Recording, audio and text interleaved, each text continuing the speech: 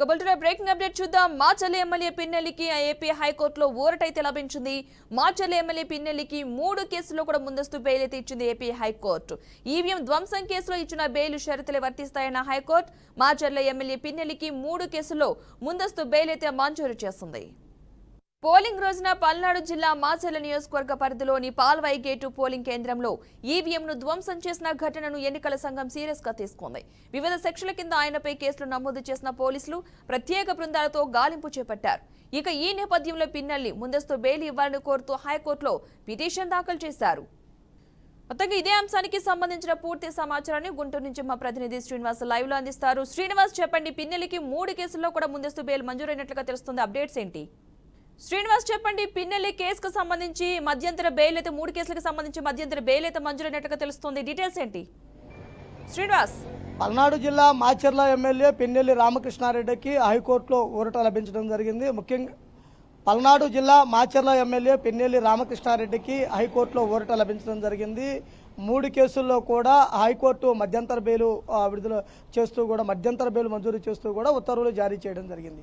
ముఖ్యంగా చూసుకున్నట్లయితే కనుక పాలవాయి గేటు ఈవీఎం ధ్వంసం కేసులో గతంలోనే మధ్యంతర బెయిల్ ఇవ్వడం జరిగింది. తర్వాత ఇప్పుడు చూసుకున్నట్లయితే కనుక కారంపూడి సిఐ నారాయణ స్వామి మీద హత్యాయత్నము, అలానే పాలవాయి గేటులో టీడీపీ ఏజెంట్గా ఉన్నటువంటి శశిరావు మీద దాడి, ఈ కేసులకు సంబంధించి 3 కేసుల్లో కూడా అతను కౌంటింగ్ అయిపోయేంత వరకు అరెస్ట్ చేయకుండా ఉండే విధంగా కూడా ఉండాలంటూ కూడా ఉత్తర్వులు జారీ చేయడం జరిగింది. అయితే ముఖ్యంగా చూసుకున్నట్లయితే కనుక పల్నాడు వ్యాప్తంగా 144 సెక్షన్ అమల్లో ఉన్న నేపథ్యంలో రానున్న ఎన్నికలు రానున్న రోజుల్లో కౌంటింగ్ ప్రక్రియ పూర్తి అయ్యేంత వరకు కూడా ఇలాంటి కట్టుభద్రతలు ఇలానే పూర్తి స్థాయిలో 144 సెక్షన్ అమల్లో ఉండే విధంగా ఏర్పాటు చేయాలంటూ కూడా చెబుతున్నటువంటి పరిస్థితి ఉంది. అయితే ఈరోజు మాచర్ల ఎమ్మెల్యే పిన్నెల్లి రామకృష్ణారెడ్డికి ఏదైతే షరతులతో కూడినటువంటి బెయిల్ మంజూరీ కావడం జరిగిందో ఆ బెయిల్ తర్వాత అప్పటి వరకు అంటే 6వ తేదీ వరకు కూడా అతన్ని అరెస్ట్ చేసే అవకాశం లేకుండా ఉండడం జరిగింది. అయితే కౌంటింగ్ ప్రక్రియలో అభ్యర్థిగా ఉన్న అతను స్పష్టంగా పాల్గొనాలి కాబట్టి అతనికి ఇటువంటి షరతులతో కూడినటువంటి బెయిల్ రావడం కూడా జరిగింది. అయితే ముఖ్యంగా చూసుకుంటే ఒక విధంగా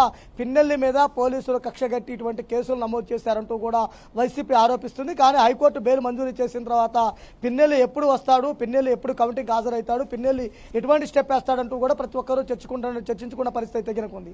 అయితే ముఖ్యంగా చూసుకుంటే ఎన్నికల రోజు నుంచి ఇప్పటి వరకు కూడా పల్నాడు జిల్లా వ్యాప్తంగా కూడా 144 సెక్షన్ అమలులో ఉండటము, అలానే ప్రతి గ్రామంలో కూడా పోలీసులు ప్రహారా కాస్తూ కూడా శాంతి భద్రతలు పర్యవేక్షిస్తున్నటువంటి పరిస్థితి కనుక ఉండటం జరిగింది. అయితే పిన్నెల్లి రామకృష్ణారెడ్డి మీద జరిగినటువంటి ఏదైతే కేసులు ఏదైతే ఉన్నాయో ఆ కేసులు రాజకీయ ప్రేరేపిత కేసులుగా భావిస్తున్నామంటూ వైసీపీ చెబుతుంది. అలానే హైకోర్టులో కూడా వాళ్ళు వాదనలు వినిపించి మధ్యంతర బెయిల్ పొందినటువంటి పరిస్థితి కూడా ఉండటం జరిగింది.